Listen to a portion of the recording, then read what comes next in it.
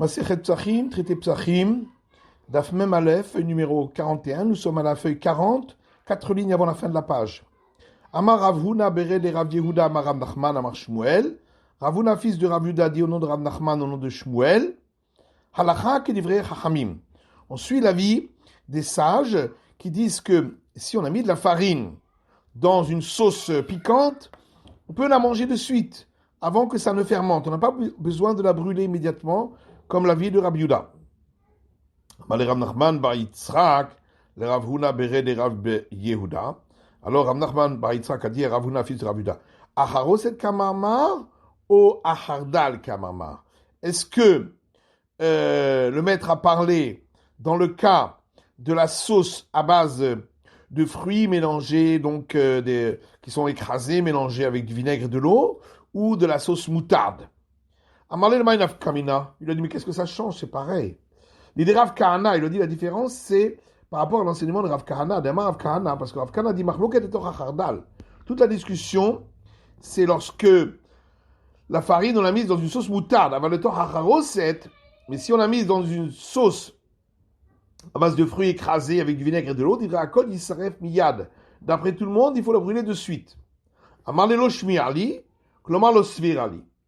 Il a dit, moi, j'ai pas entendu une chose pareille. Ça veut dire, je ne pense pas ainsi. Amar Rav Ashi Kevate de Rav Kahana Mistabra. Rav Ashi dit que la logique suit l'avis de Rav Kahana. Midama Shmuel en al Rabbi Yossé, puisque Shmuel a dit par ailleurs qu'on ne suit pas l'avis de Rabbi Yossé, qui disait que lorsque des grains de céréales ont été humectés et que ils se sont fendus, on les trempe dans le vinaigre pour ne pas qu'ils fermentent.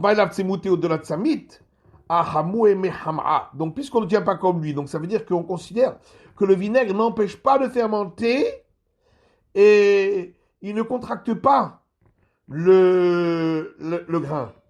Mais en tout cas, donc ça veut dire, puisqu'il ne contracte pas, donc ça veut dire que ça peut fermenter comme n'importe quelle autre sauce. Et donc, que effectivement, la sauce à base de vinaigre et de fruits et d'eau, il y a donc, même d'après les sages, il faut, ça fermente immédiatement quand on met de la farine. Donc ça suit bien l'avis de Rav Ashi. Et la Gemara dit non, c'est pas une preuve. Dilema lo mitzmat samit. C'est possible que le vinaigre, effectivement, on ne suit pas Rabbi Yossé, et donc il ne contracte pas, il n'empêche pas de fermenter, mais ça ne va pas fermenter immédiatement. Et donc on peut le manger immédiatement avant que ça ne fermente. On a vu donc dans la Mishnah que on ne peut pas cuire le sacrifice pascal, pas seulement dans de l'eau, le bouillir dans l'eau, mais même bouillir dans d'autres liquides. Tanou Rabbanan, il y a une braïta qui dit, mais maïm, c'est marqué dans la Torah qui ne doit pas être bouilli dans l'eau. De là, j'apprends uniquement qu'on ne doit pas le bouillir dans l'eau. Chez Minaïn, d'où je sais qu'on ne peut pas le bouillir dans d'autres liquides. On utilise un argument a fortiori. Si déjà l'eau qui n'altère pas le goût de la viande, malgré tout c'est interdit, lorsqu'il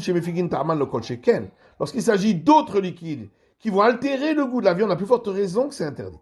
Rabbi donne une autre explication, il dit, maïm, c'est marqué dans la Torah qu'il ne doit pas être bouilli dans l'eau, et ni la maïm. Donc de là, j'apprends uniquement quand c'est bouilli dans l'eau. Shamashkin menaïn, nous j'apprends si c'est d'autres liquides.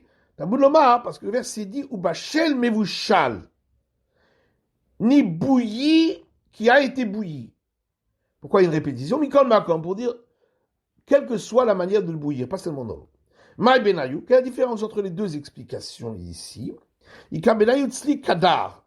La différence, c'est s'il a été grillé, mais dans une casserole. Donc, d'après le premier avis, c'est permis puisque ça ne change pas, transforme pas le goût de la viande. Par contre, d'après le deuxième avis de Rabbi, c'est quand même bouilli dans un jus puisque dans la casserole, il y a le jus de la viande qui va s'accumuler. Maintenant, d'après les sages, qu'est-ce qu'on fait de ces mots bouilli qui a été bouilli? Il l'utilise pour l'enseignement de la braïta suivante. Bishlo vachakat selao. Si on a bouilli le sacrifice pascal et ensuite on l'a grillé, ou si on l'a grillé et ensuite bouilli, hayav, celui qui le mange ainsi, est passible de la sanction. Alors je comprends, dit la Gemara, mais si on l'a bouilli et ensuite grillé, il soit passible, parce que au départ, la cuisson s'est faite par le fait de le bouillir. Et là, mais s'il a grillé et ensuite bouilli, hatseli eshu. En fin de compte, la cuisson a été faite par grillade au feu au départ. Et donc, ça devrait être valable. Amai, et donc pourquoi doit être sanctionné? Amar Rav Kahana Amani Rabbi Yossi. Rav Kahana répond que l'auteur de cette braïta, c'est Rabbi Yossi. De Tanya, parce qu'il y a une braïta qui dit Yotzin beraki kasharouy bemevushal. On peut se quitter de l'obligation de manger le pain azim le soir de Pessah avec une galette trempée après la cuisson ou bouillie après la cuisson dans le four, chez l'onimoir, si elle n'a pas fondu. Divrei Rabbi Meir. Ça, c'est l'avis de Rabbi Meir. Rabbi Yossi Omer Yotzin beraki kasharouy. D'après Rabbi Yossi, on peut s'acquitter avec une galette trempée, avalo bimvushal, mais pas si elle a été bouillie après la cuisson au four, afalpi sheloni ou mouar, même si elle n'a pas fondu. Donc on voit que le fait de bouillir après la cuisson au four, c'est donc considéré comme un autre statut, c'est plus considéré comme le pain. Donc ici aussi, si on l'a bouilli après la grillade au feu, c'est considéré comme une autre forme de cuisson. On l'a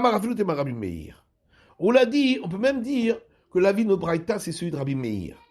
Shani achad et amar kra. Et ici, c'est différent pour le sacrifice pascal. Parce que le verset a dit ou bashen mevushal, et bouilli qui a été bouilli, mikol makom. Donc de la répétition, j'apprends que de n'importe quelle manière que ça a été bouilli, même si c'est après la grillade au feu, c'est quand même interdit. Tanoura banal. Ça, je l'enseigne dans une braïta. Yachol tselao kol tzorko yechayav. J'aurais pu croire que si on a grillé de trop, il serait passible de la sanction, celui qui le mangerait. Talmud lomar, c'est pourquoi le verset dit Al tochal menuna ou vashen mevushal bamayim. Ne le mange pas à moitié cuit ou bouilli qui a été bouilli dans l'eau. Na ou vashen mevushal amartilecha. Donc, c'est seulement s'il a été à moitié cuit ou bouilli qui a été bouilli. C'est là que c'est interdit. Velo jetzla ou kol tzorko, même pas si ça a été trop grillé. Ridami, et c'est quoi le cas qui a été trop grillé? Amar Ravashi de Shavia Harucha. Ravashi dit, ça veut dire que on l'a cramé. Malgré tout, c'est pas interdit de le manger ainsi. Tanoura banan, donc ça je l'ai enseigné dans une braïta. Yachol achal kezait chay yehe chayav. J'aurais pu croire que si il en a mangé le volume d'une olive, alors qu'il était cru, qu'il est passible de la sanction. C'est pourquoi le verset dit ne mangez pas de lui à moitié cuit ou bouilli qui a été bouilli. Donc c'est seulement à moitié cuit ou bouilli que je t'ai dit de ne pas le manger, mais pas si c'est cru. Alors si on dit qu'il n'est pas passible de la sanction, j'aurais pu croire que c'est complètement permis de le manger cru. C'est pourquoi le verset dit Im tseli esh, mais seulement grillé au feu, donc cru, on ne peut pas. Mais par contre, étant donné que le fait que c'est interdit, cette dernière phrase, seulement grillé au feu, c'est un interdit global, ça interdit toutes les autres formes qui ne sont pas grillées au feu. Un interdit global n'entraîne pas une sanction. C'est pourquoi c'est interdit de le manger cru, mais ce n'est pas sanctionnable. Eridami, qu'est-ce que ça veut dire à moitié cuit? Amarav kedamre parsaï abanim. Rav dit, c'est ce que disent les Perses, abanim. Ça veut dire cuit, mais pas complètement. Amarav Rizda. Rav Rizda dit, Mevachel bechamet tevaria beshabbat patour. Celui qui a bouilli quelque chose dans des eaux chaudes, des sources de Tibériade, le Shabbat, il est dispensé de la sanction. Ça ne s'appelle pas cuire. puisque c'est pas avec le feu ou avec les dérivés du feu. Pessar chez Bishlo Bechamet Evaria, le sacrifice pascal qui a été bouilli dans de l'eau chaude des sources de Tibériade, il est passible de la sanction s'il en mange. Alors pourquoi Shabbat, il n'est pas puni? Parce que on a besoin pour cela que c'était cuit avec des dérivés du feu. Veleka, ce qui n'est pas le cas ici. Mais certainement, la toldat eshou, pour le sacrifice pascal aussi, c'est donc pas un dérivé du feu. Donc ça ne s'appellerait pas bouillir. Et donc ça, il ne devrait pas être sanctionnable. Rava dit, qu'est-ce que ça veut dire qu'il est sanctionné? C'est parce que il a enfreint le dernier interdit du verset qui dit qu'il doit être mangé qu'il ne doit pas être mangé s'il n'est pas grillé au feu. Et d'après lui, même si c'est un interdit global, on est quand même sanctionnable. Rafria bere de Rav Natan matnela le ha de Rav Chizda behedia. Et Rafria, fils de Rav Natan, enseigne cet enseignement de Rav Chizda en toutes lettres et explicite. Amar Rav Chizda dit, Amevachel bechamet evaria, celui qui a bouilli le sacrifice pascal dans les eaux chaudes des sources de Tibériade, Shabbat. Pardon, celui qui a bouilli le Shabbat dans les eaux chaudes des sources de Tibériade, patour, il est dispensé du châtiment. Ou Pessah chez Bishlo Bechamet Evaria. Maintenant, le sacrifice pascal qui a été bouilli dans les eaux chaudes des sources de Tibériade, Hayav, celui qui en mange est sanctionné. Chez Avar Mishum Tseli Esh, parce qu'il a enfreint l'interdiction de ne pas le manger autrement que grillé au feu.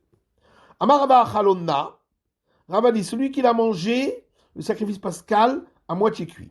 Lokeshtaim, il reçoit 2 fois la flagellation. Une fois parce que l'interdiction de le manger à demi-cuit, et la deuxième interdiction qui est celle qu'on a vue, de le manger autrement que grillé au feu. Mais Vusha Lokeshtaim, de même s'il l'a mangé bouilli, il recevra 2 fois la flagellation. Une fois pour l'avoir mangé bouilli, et une deuxième fois pour l'avoir mangé autrement que grillé au feu. Naum Vushal, s'il l'a mangé à moitié cuit, mais en plus bouilli, Lokeshalosh, il reçoit 3 fois la flagellation, une fois parce que c'est à moitié cuit, une fois parce que c'est bouilli, et une fois parce que c'est cuit autrement que grillé au feu. Alors qu'Abaye dit, on ne reçoit pas la flagellation pour un interdit global, donc le dernier, celui de ne pas manger autrement que grillé au feu.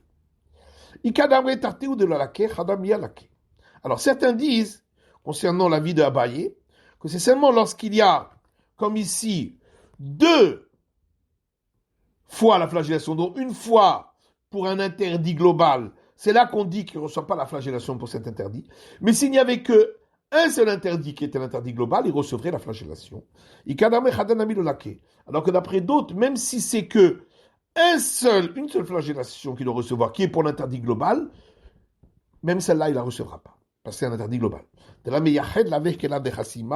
Parce que l'interdit n'est pas pour un cas spécifique, comme l'interdit de museler l'animal quand il travaille, et c'est de cet interdit-là qu'on apprend tous les autres cas, tous les autres interdits pour lesquels il y a la sanction de flagellation. Rava Amar, Rava dit, Achal Zag, l'abstème, qui n'a pas le droit de manger tout ce qui est de la vigne, et qui a mangé l'enveloppe du raisin, l'okesh taïm, reçoit 2 fois la flagellation, une fois pour avoir mangé l'enveloppe, une fois pour avoir mangé tout ce qui sort de la vigne.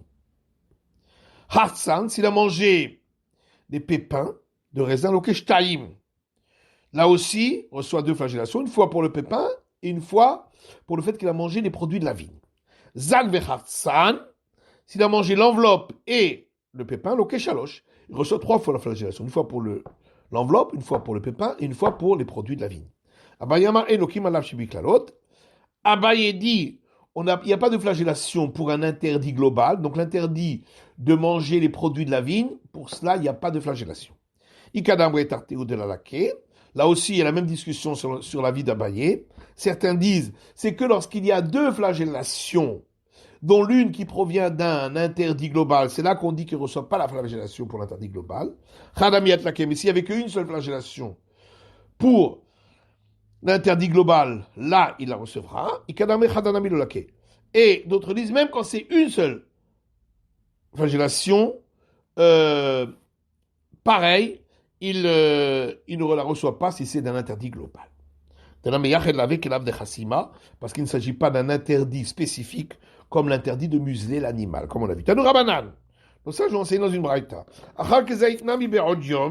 Celui qui a mangé le volume d'une olive du sacrifice pascal alors qu'il est à moitié cru, à moitié cuit, mais avant la tombée de la nuit, alors qu'on doit manger le sacrifice pascal à la nuit. Patour, il est dispensé du châtiment de la flagellation. S'il l'a mangé à moitié cuit après la tombée de la nuit, chayav, là, il est passible de ce châtiment.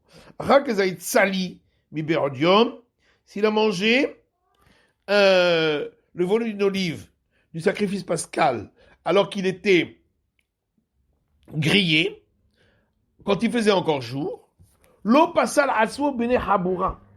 Il ne s'est pas rendu inapte de manger la suite du sacrifice pascal avec les gens du groupe. Parce que la première consommation qu'il a faite n'est pas considérée comme une consommation puisque c'est avant la nuit. Kazaït salim ishecha. Mais s'il a mangé le volume d'une olive grillée, du sacrifice pascal grillé après la tombée de la nuit, seul, il est inapte pour manger la suite avec les gens du groupe puisqu'on n'a pas le droit de manger avec deux groupes différents. Et au départ, il a mangé seul, donc dans un autre groupe. Tania Idar, il y a une autre braïta qui dit j'aurais pu croire que s'il a mangé le volume d'une olive du sacrifice pascal alors qu'il était à moitié cru, à moitié cuit, quand il fait encore jour, j'aurais pu croire qu'il est passible du châtiment de la flagellation. Veut dire nous. Mais en vérité, c'est même logique. Si déjà au moment où il y a l'obligation de le manger grillé, donc après la nuit, il y a l'interdiction de le manger à moitié cuit. Au moment où il n'y a pas l'obligation de le manger grillé, donc avant la nuit, à plus forte raison qu'il y a l'interdiction de le manger en plus à moitié cuit. Ou peut-être on peut même dire encore une autre logique. Que c'est seulement au moment où il n'y a pas encore l'obligation de le manger grillé, c'est-à-dire avant la tombée de la nuit, qu'il y a l'interdiction de le manger à moitié cuit. Mais au moment où il a l'obligation de le manger grillé, ça veut dire après la tombée de la nuit, et il n'y aurait pas l'interdiction ou la sanction lorsqu'il la mange à moitié cuit. Et ne t'étonne pas de cela. Puisque à partir du moment où à la tombée de la nuit, il est devenu autorisé de le manger grillé, donc il est sorti de son interdit, alors peut-être qu'il sera aussi sorti de son interdit au sujet de ne pas le manger à moitié cuit. Tabounomar, c'est pourquoi le verset dit ne le mangez pas à moitié cuit ou bouilli qui a été bouilli dans l'eau, qui im esh, car seulement grillé au feu,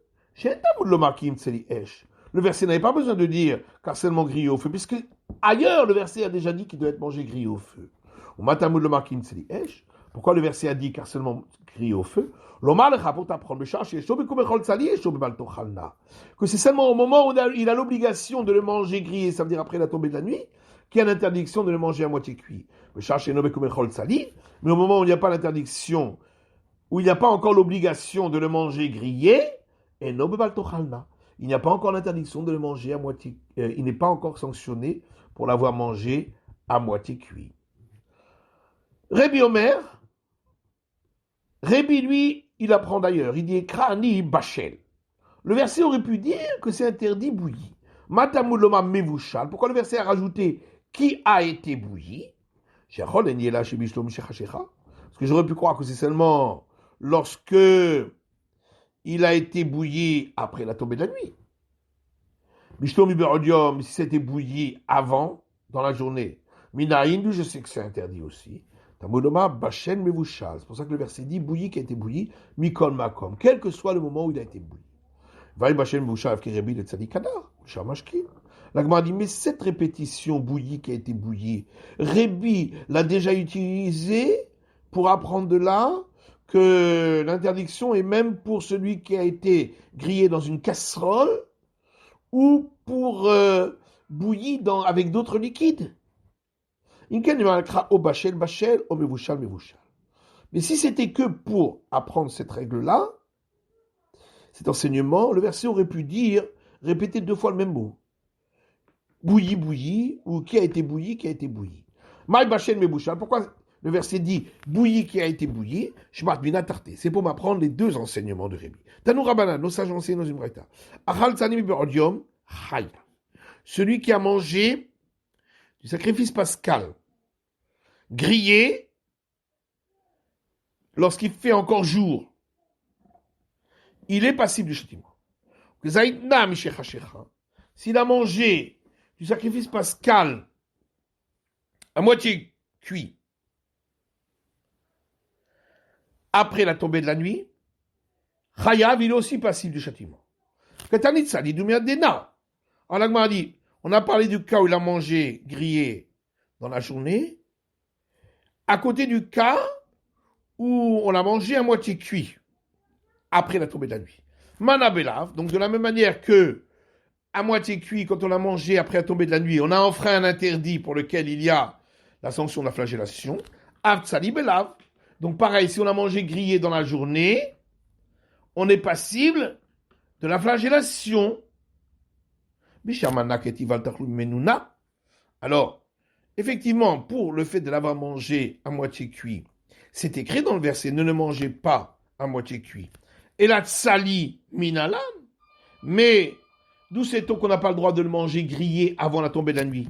Dirtiv, varou et tabassar balayla hazé, parce que le verset dit, ils mangeront la chair cette nuit-là. Balayla in beyomlo, donc seulement la nuit, mais pas la journée. Hayla va ba mikalase. Donc c'est un interdit qui est déduit d'un commandement positif. Vechola va ba mikalase assez. Or, tout interdit qui est déduit d'un commandement positif est considéré lui-même comme un commandement positif, donc il n'y a pas la flagellation. Donc pourquoi cette braïta le rend sanctionnable de la flagellation? On restera là pour aujourd'hui. C'est la fin de l'étude de la feuille numéro 41 du Daf Mem Aleph.